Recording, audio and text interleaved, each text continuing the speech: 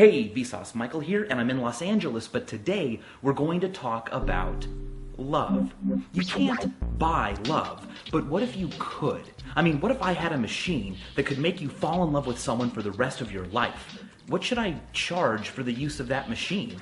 Well, we should first of all be clear about what we mean when we say love. I'm not talking about the love you have for your BFFs, or your love for your family, or your love of learning. I'm also not talking about lust, an immediate attraction we have towards other people mediated by hormones like testosterone and estrogen. I'm talking about what happens later when you begin to associate an immediate reward with one other person, what we call passionate love. This is what you see in new couples where they want to be with each other and they're almost obsessed with each other. Well, psychologists have a really great term for that kind of love.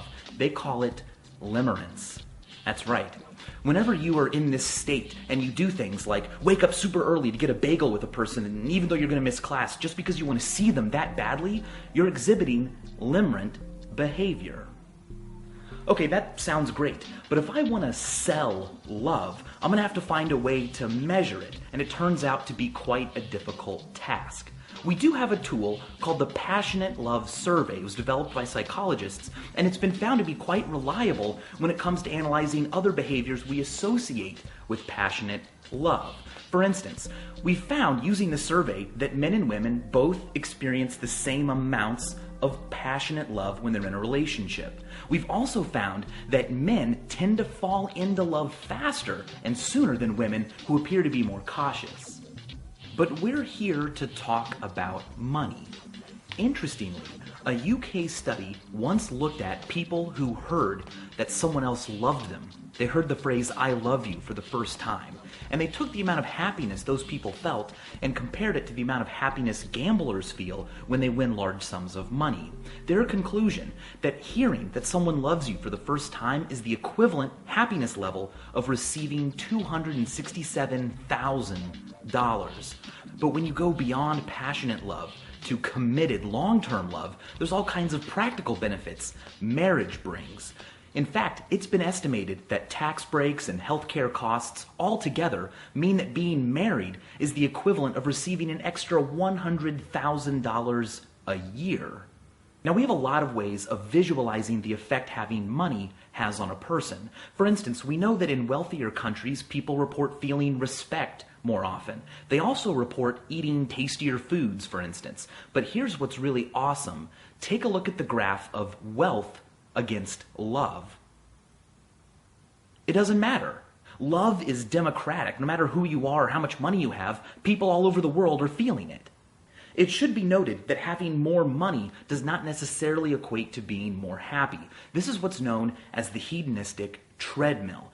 Getting more money helps with happiness, but only up to a certain point. In the United States, that point is about $75,000 a year. At that point, more money has diminishing returns on how happy it makes you.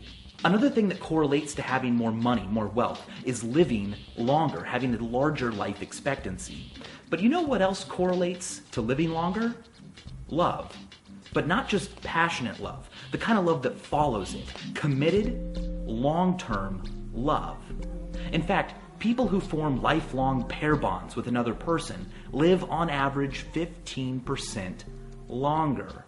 So if you want to be really non-hard sciencey about it, all other things being equal and assuming that you're not already super, super rich, finding a pair bond, finding a relationship that lasts for life is the equivalent of making about an extra $30,000 to $40,000 a year. Now, like I said, that's not hard science, but you know what is? Vasopressin and oxytocin, the chemicals that are exuded in people's brains when they look at photos of people that they formed committed long-term relationships with. These chemicals are incredible. We've also seen elevated levels of them in dogs that have been pet for a really long time. And we also know that couples who receive high levels of these chemicals resolve conflicts faster. And people who struggle to produce these chemicals in their brain have a similar struggle when it comes to forming long-term relationships. In fact, you can raise your levels of oxytocin or vasopressin inside your own brain by simply looking into someone else's eyes. That's right. So, in a way, Looking into the eyes of somebody that you like is the administration of a psychoactive drug that's addictive, and the long-term consequences are living longer. Thanks for watching.